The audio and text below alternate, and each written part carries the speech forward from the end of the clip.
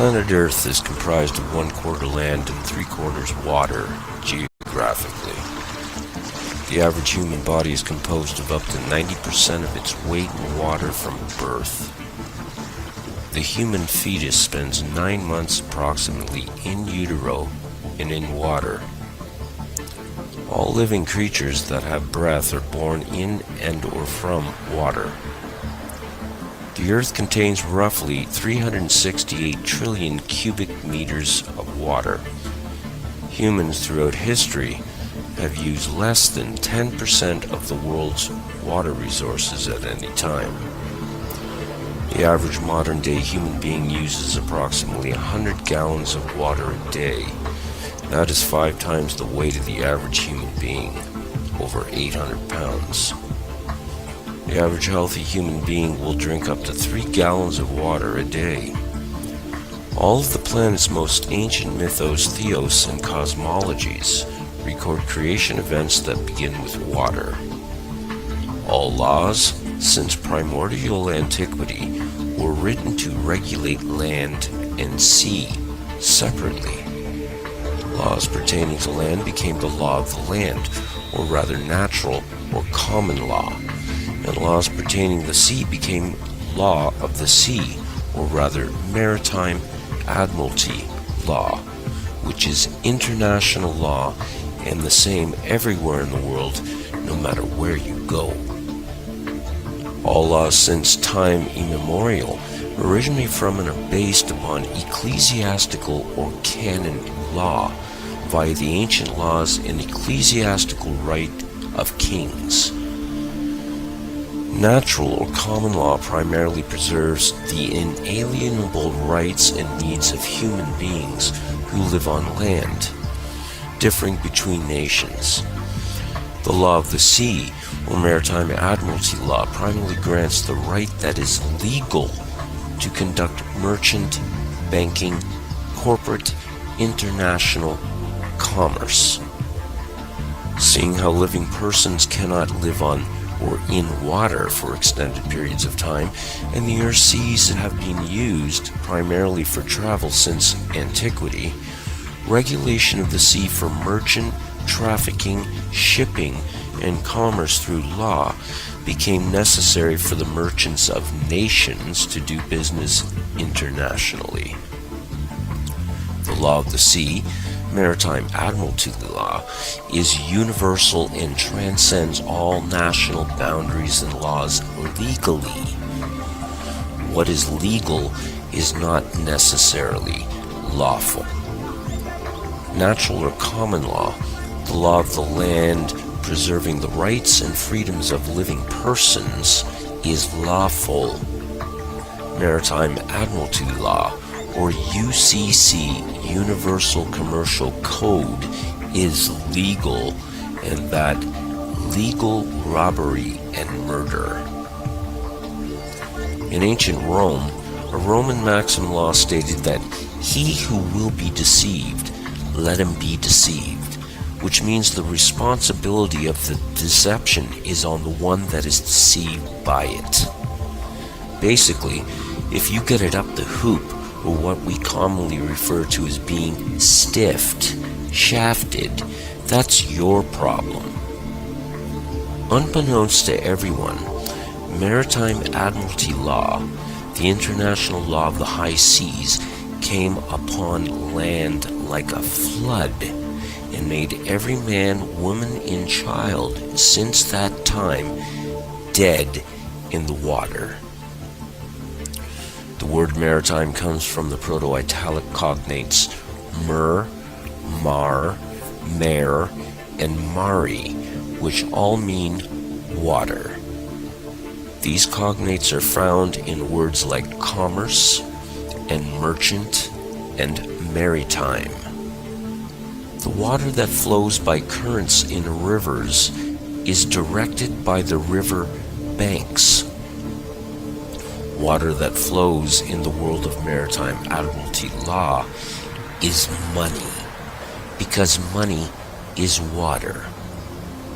Money is currency. It's liquid, as in liquid assets.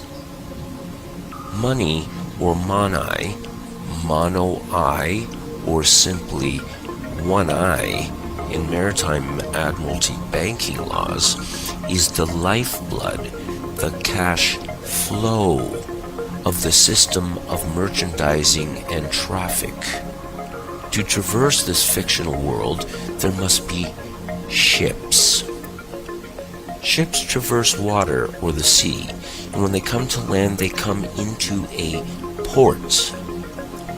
When you plug your electronic device into a computer, you're plugging it into a USB port, a universal serial bus port. The world of the internet is analogized with water as well. We have the deep web, and when you do a live social media broadcast on the internet, you are streaming the show. When a ship pulls into the port, it comes down a canal to where there is a dock, and there the ship is tied off. The ship's captain submits to the dockmaster a manifest of birth, a license and manifest of goods and services being delivered by the ship to the dock. The dockmaster signs the manifest claiming the cargo as property now of the ward, which includes livestock. All ships are female.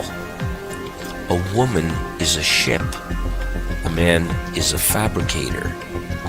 A man delivers semen into a vessel.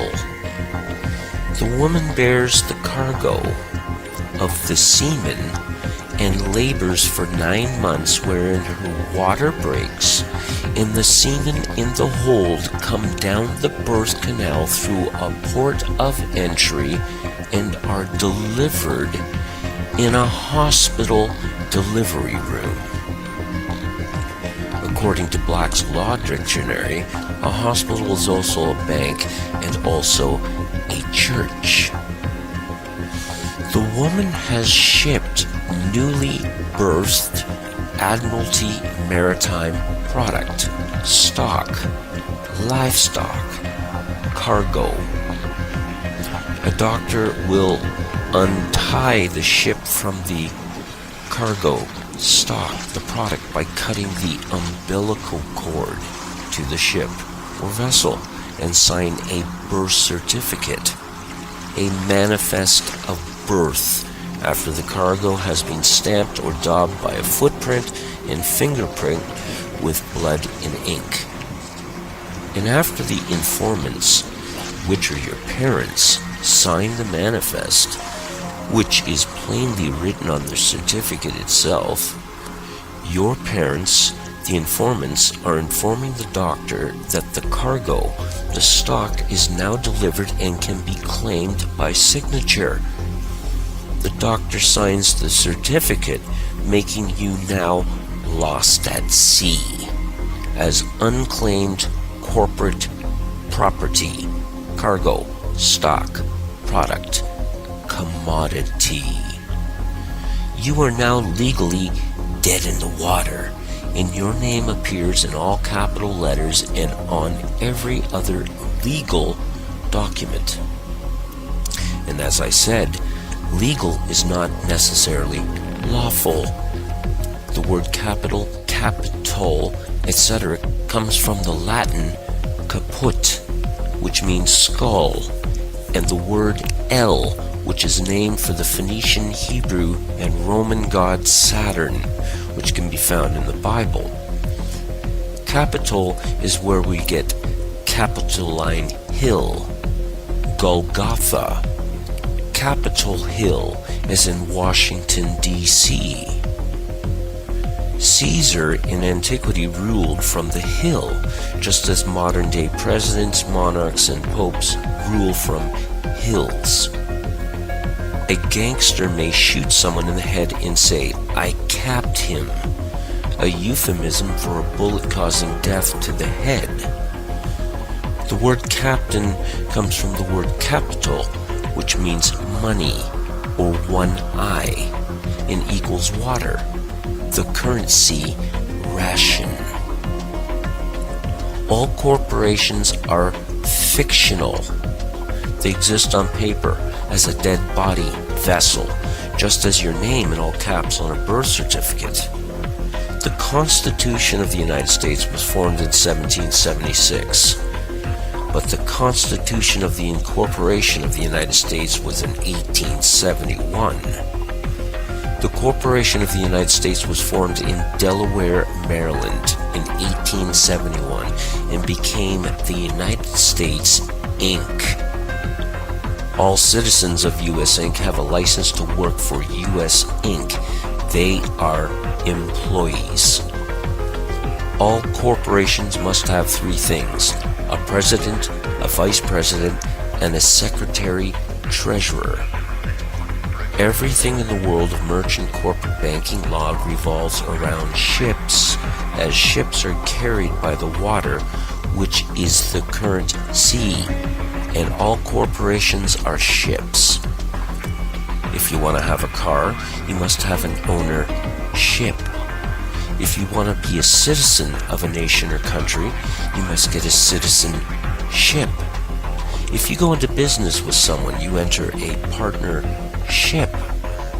If you want to learn a trade, you may enter an apprenticeship. Want to go to college and get your degree? Get a scholarship. Want to go buy a new car? You go down to the dealership.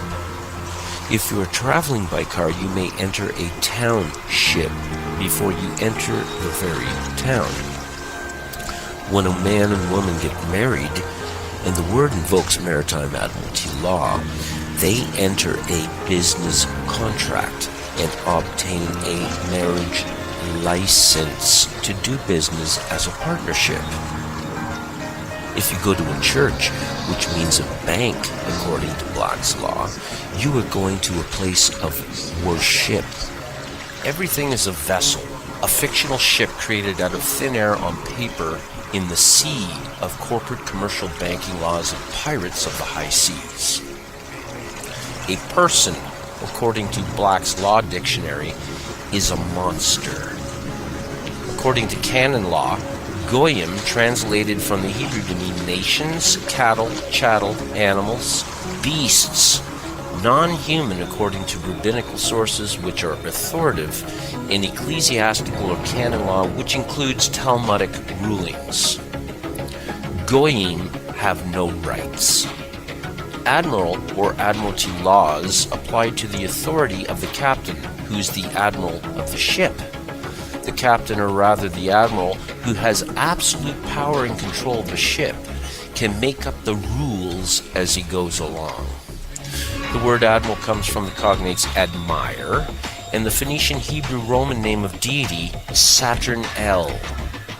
Wherever there is a crown, you had better admire and have admiration for the king who is the captain, commander-in-chief, or else.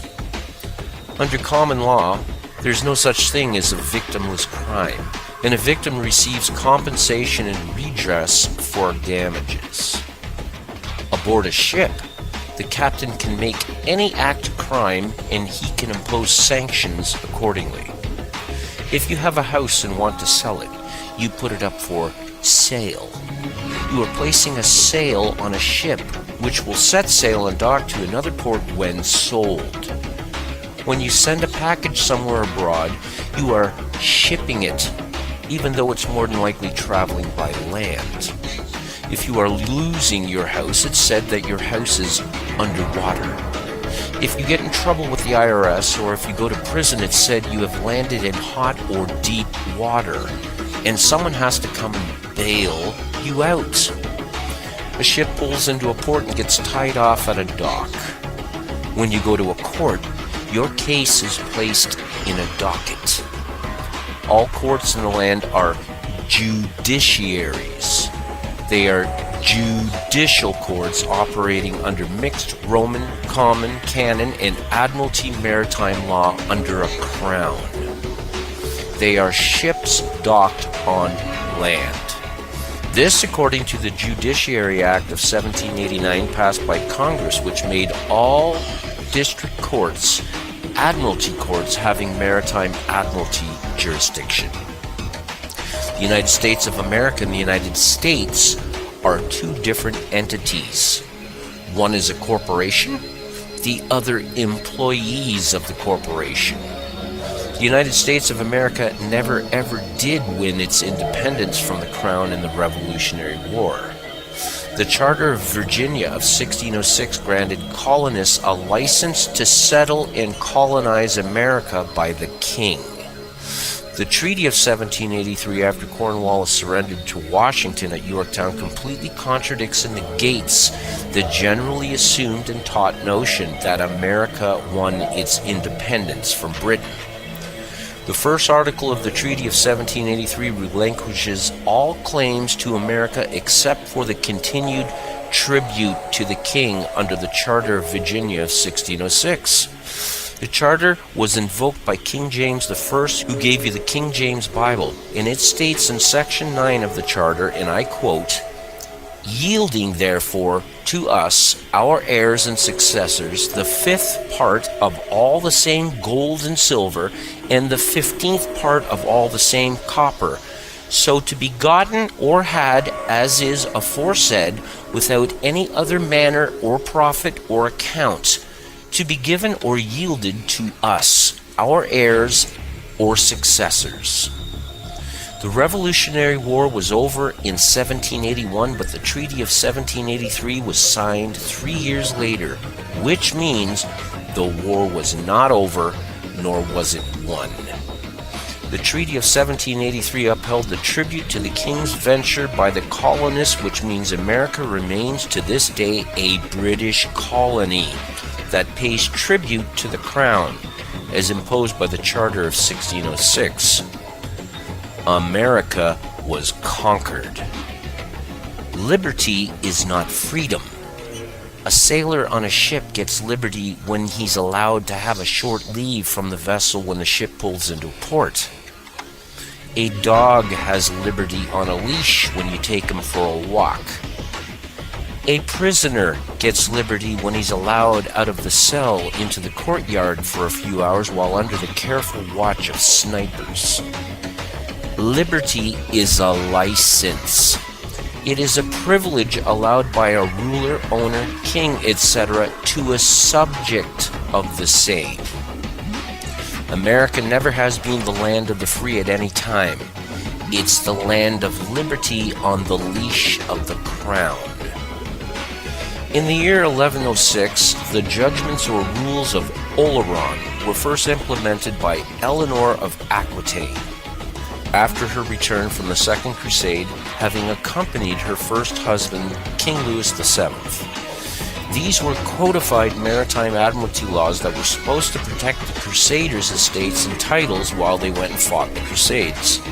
This was based on the Greek maritime law of Rhodes of 900 BC called Lex Rhodia, which in turn came from the mariner laws codified ecclesiastically by the Phoenicians, who began their merchant mariner empire in 1586, lasting 1,000 years. In the year 1666, a great fire broke out in London while the Black Plague was ravaging Europe. The fire was intentionally set in Pudding Lane, as some historians believe, to clear out the slums to make way for what would eventually be the City of London. Parliament, behind closed doors in secret, invoked the Sestuaceae Act of 1540, enacted by the then King Henry VIII, reworked and instated by Charles I of the time.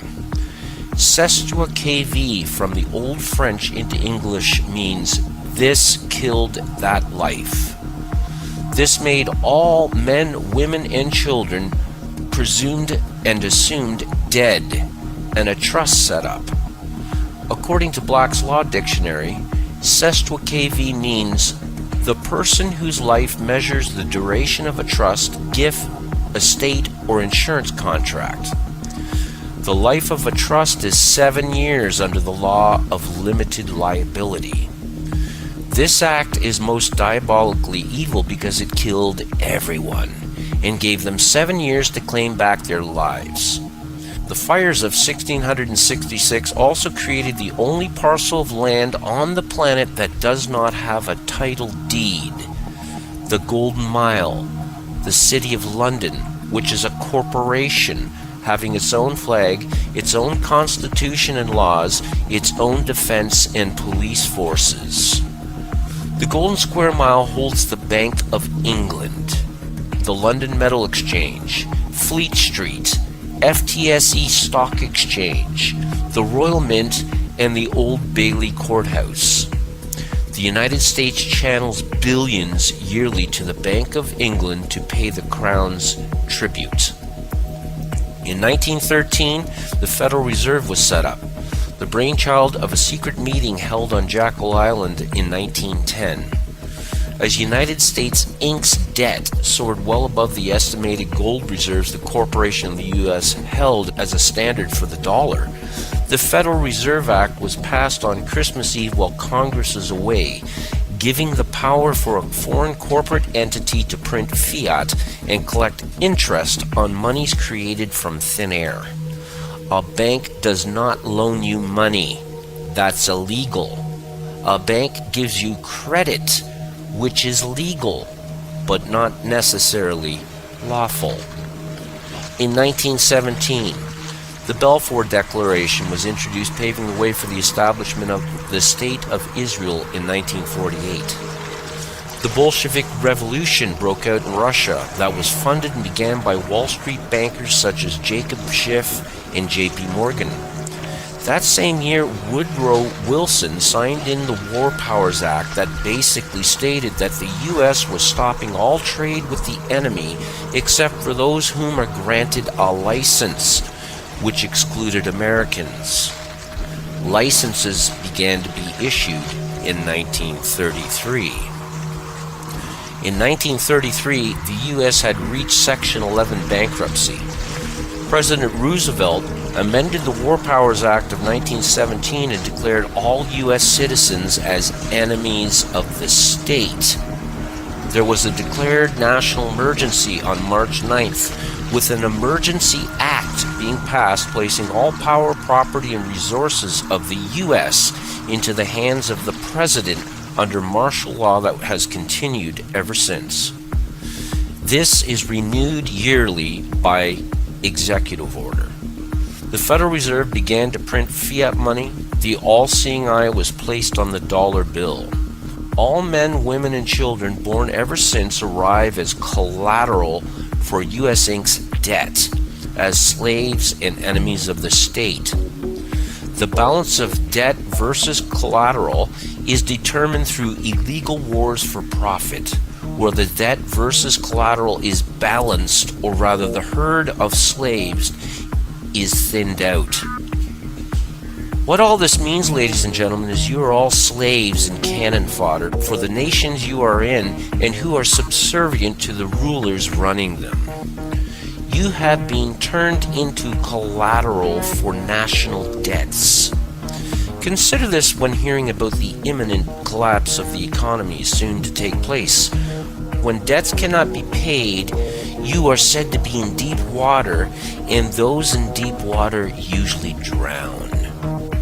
Shylock, according to Shakespeare, asked for a pound of flesh to pay the bill. The owners of U.S. Inc. demand the same according to Admiralty Maritime statutes you are all under. The sun never did set on the Roman Empire, and Rome is just as alive today as it was a couple thousand years ago. You are all owned property and subservient to a crown, whether you like it or not. You are all considered dead and unclaimed by the crown, who laid claim and made you their bitch. You cannot, nor are you allowed to speak for yourself, as dead persons cannot speak, and is why you need a lawyer to speak for you in a court. The dead have no rights. This is all based upon ancient ecclesiastical or canon law at its root and core. When you board a ship called a church, which is also considered a bank under Maritime Admiralty, and embark upon it, the licensed and registered pastor or priest must teach and keep you obedient to the monarch, the crown, Because he who wears the crown, which is the monarch, is the head of the ship called church. He is the king, the lord and captain of the ship called church, and the pastor to priest is an agent of the crown. Maritime Admiralty, or rather Universal Commercial Code, or UCC, is the matrix pulled over everyone's eyes that governs all, because everything has been made into ships on the sea of corporate commerce. Without their one eye, which is money, which is water, all ships are dead at sea and cannot traverse their fictional matrix they created. It's now high time for a concerted universal mutiny.